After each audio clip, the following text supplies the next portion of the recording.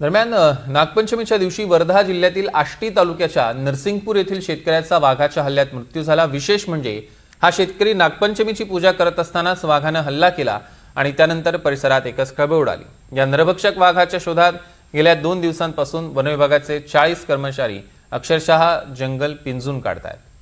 4 जंगलांचा कानाकोपरा शोधून काढलाय। वाघाला हुसकावण्याचा प्रयत्न करतायत। आपण दृश्यांमध्ये बघू शकतोय।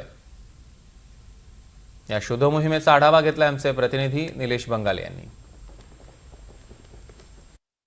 नागपंचमीच्या दिवशी वर्धा जिल्ह्यातील आष्टी तालुक्यामध्ये एका जंगलात एका शेतकऱ्यावर वाघाने हल्ला केला होता, ज्याच्यामध्ये त्याचा मृत्यू झालेला आहे। आणि गेल्या 24 तासापासून वन विभागाची टीम जी आहे हे त्या जंगलामध्ये रेस्क्यू करत आहे, शोध मोहीम राबवत आहे। आणि NDTVचं मराठीची टीम जी आहे ती थेट ग्राउंडवर आलेली आहे आणि आपण बघू शकता कशाप्रकारे वन विभागाची पूर्ण टीम जी आहे ही गस्त या ठिकाणी घालत आहे। खरं म्हणजे त्या वाघाला हुसकावून लावण्यासाठी सक्तीचे प्रयत्न वन विभागाच्या वतीने या ठिकाणी करण्यात येत आहे आणि कोणत्याही परिस्थितीमध्ये नागरिकांच्या सुरक्षेसाठी वन विभाग सज्ज असल्याचे त्यांनी सांगितले आहे। या सर्व विषयावर आपल्यासोबत बोलण्यासाठी वन परिषद अधिकारी आहेत, आपण बोलूया।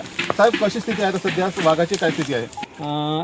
शेतकऱ्या असा वाघ वगैरे शेतकऱ्यांना दिसला, वनमजुराला दिसला, तात्काळ वन विभागाला माहिती द्यावी, जेणेकरून आम्हाला त्याची उपाययोजना करता येईल।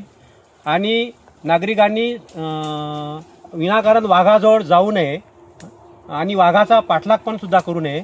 आणि आम्ही दिलेल्या सूचनेचे नागरिकांनी नियमाचे पालन करावे आणि काही घटना झाल्यास त्वरित वन विभागाला जर कळवले तर वन विभागाचे तात्काळ त्याची दखल घेतल्या जाईल। नक्कीच आपण जर बघितलं तर वन विभागाला जर कळवलं तर तात्काळ दखल घेण्यात येईल असं सांगण्यात आलेलं आहे। खरं म्हणजे वन विभागाने काही सूचना जारी केलेल्या आहे नागरिकांसाठी की कोणीही एकटं शेतामध्ये जाऊ नये, कुठल्याही परिस्थितीत धोका पत्करू नये आणि समूहाने जावे। असं काही आढळल्यास, संशयास्पद आढळल्यास तात्काळ वन विभागाला संपर्क करावा। कुठल्याही प्रकारची रिस्क जी आहे ती नागरिकांनी घेऊ नये। खरं म्हणजे आपण बघू शकतो, पुन्हा एकदा मी तुम्हाला दाखवतो, या ठिकाणी वन विभागाची पूर्ण टीम जी आहे या परिसरात शोध मोहीम राबवत आहे। गेल्या 24 तासापासून रात्रंदिवस आहे त्या वाघाला या ठिकाणी शोधण्याचा प्रयत्न करत आहे।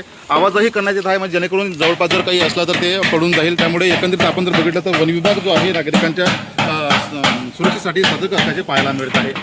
Cameraman भूषणसह Nilesh बंगाले, NDTV Marathi, Wardha.